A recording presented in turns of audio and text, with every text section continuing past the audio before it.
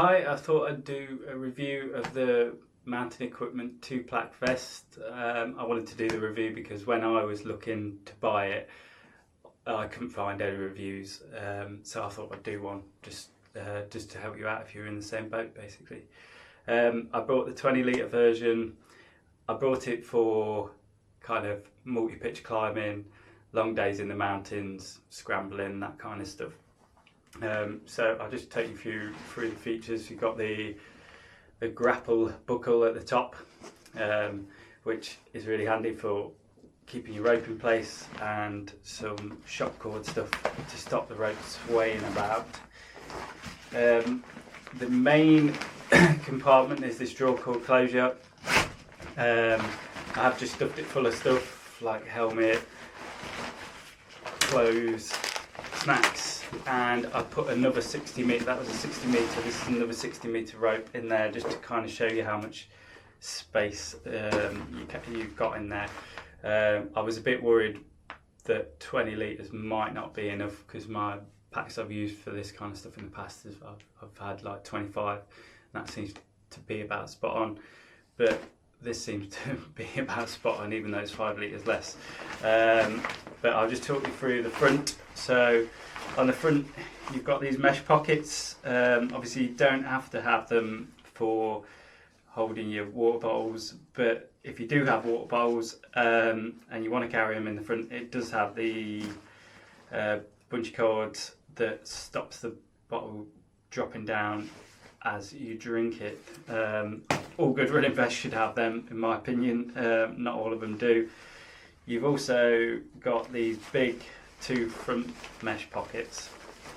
They are absolutely massive, easily take hat, gloves, buffs, snacks, that kind of stuff. On the left hand side you've got a big zip pocket as well. It's kind of the same size as the outer one, but obviously you've got the zip, so if you wanted to put your phone in there or anything that you don't want to lose, like a camera or something like that, that's probably a good size for that.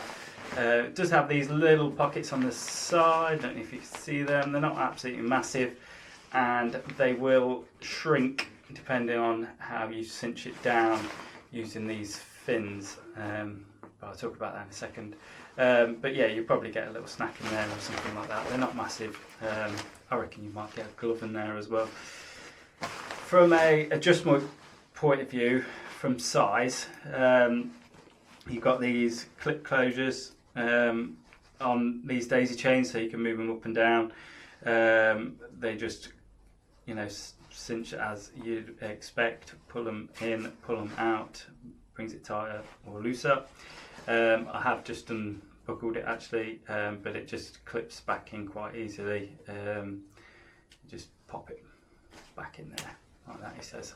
Not that easy. No, it weren't too bad. But yeah, you can move them up and down. As I was just saying about this bit, the wings on the side, I'm going to call them wings, they will pull it tighter or loosen it at around just above your hips, so it will bring the back in a bit closer as well as making it feel a bit more comfortable. So when it's fully loaded, it can be quite uncomfortable if you've got them cinched really tight. It kind of pulls it back at the bottom of the vest, but as soon as you loosen them off, it sits really nicely. But it does stop things wiggling around as well, so you can get a bit of adjustment in there, unlike a lot of vests out there, which I thought was pretty good. On the front you get this big pocket in the front, just is a popper closure as well, and that's big enough to take waterproof, windproof, that kind of stuff. It's fairly decent size in there. The width is obviously hampered a little bit by the ice attachments at the top. So while we're talking about that, it has got the ice attachment at the bottom, and these obviously just grip the shafts. So that's pretty good. On the right hand side you've got this big pocket, easily take poles or a big water bottle. I did go for a run in it and put poles in there, and I did notice that they were clinking around a bit, but I just cinched it tight with this and it just stopped it straight away. So this shock cord stuff, it did come with the 20 litre in the little pocket that I'll show you in a minute, but you have to attach it yourself. So obviously it's optional if you don't want that, you don't have to have it, but it has got these little loops at the side that you can easily just thread them through and attach it yourself. The other pocket on the front is this, well, it's not a pocket really, it's just a zip. It pretty much unzips the full length of the bag, so you can get access to the main compartment if you need to. I was slightly concerned when I first put the shock cord on that it would hamper me from getting in there, and it probably will do a little bit once if it's fully loaded with the ropes and everything on. But I still think you'd be able to get access into there if you needed it. I mean, it's not a deal breaker, I don't think. And that's the main compartment. Obviously, I've chucked all the rope and stuff in there, so you can see it can handle quite a lot. It swallows quite a lot of gear. The other pocket is on the back. It's the hydration one, and then within that, you've got this zip pocket in there, which has got a keychain holder. It is separate to the main one.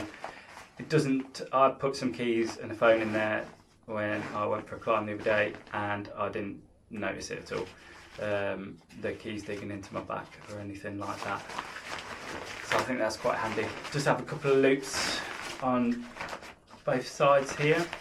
Now I can only assume, I don't actually know what these are for, but on the website it says that it can take skis. It says straps not included, so I'm assuming that you can attach the straps to this to attach skis to the pack, if that's what you want to do. Otherwise, I don't know what they're for. There is another one on the back as well, this big loop, which would be handy if you just wanted to take it off and clip it in the belay. I thought that was quite a nice little handle to have there.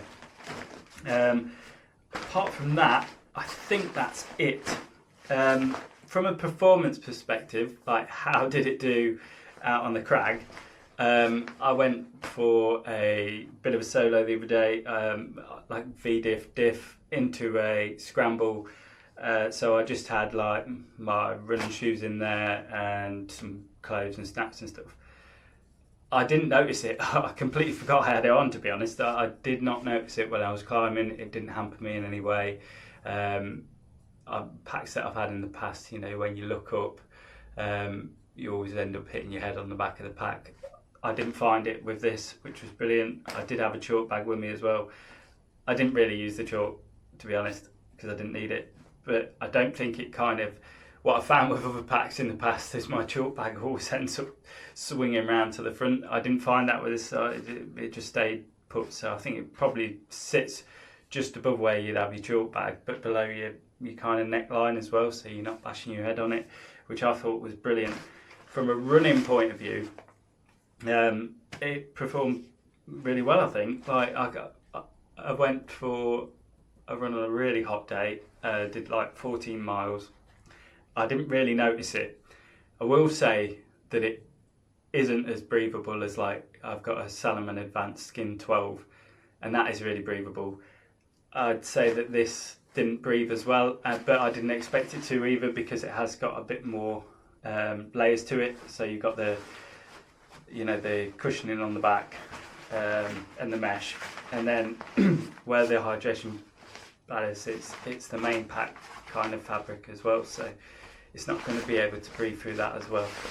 But, you know, I didn't notice it like jiggling around or jumping around or rubbing or anything like that, and obviously that might be just my body shape or whatever, but I thought it, you know, from a running point of view, it did really well. But that isn't why I brought it. I brought it for climbing, and I can honestly say that I didn't notice it when I was climbing, and that's all I kind of wanted out of a pack. The kind of carrying big cams and all that kind of stuff in there, I haven't done any of that yet, so time will tell with that. I've not had like any serious weight in there or anything, and I don't think I would. You know, you just have your normal gear in there, and any bag that is built kind of like this, I always find, you know, if you pack the cams badly, they're going to dig in your back. I suspect you might have to just pack a bit more carefully with this, but time will tell. The fabric they use is the same as on the Tupilak packs, so it's supposed to be really robust, durable, and I think it's water resistant, but I can't speak for that. Time will tell, I guess. We'll see how that goes. I guess from a negative point of view, because everything has negatives, is the price, because it is really expensive compared to other kind of packs. But it did offer that little bit, something a little bit different. It is a kind of pack in a vest rather than a running vest, which is not going to be able to carry gear really, or certainly not comfortably. So yeah, I'm really happy with it so far. Time will tell once I do a bit more, like those big days where you're taking lots of gear out. But if you do have any questions, just let me know and I'll get back to you. Cheers.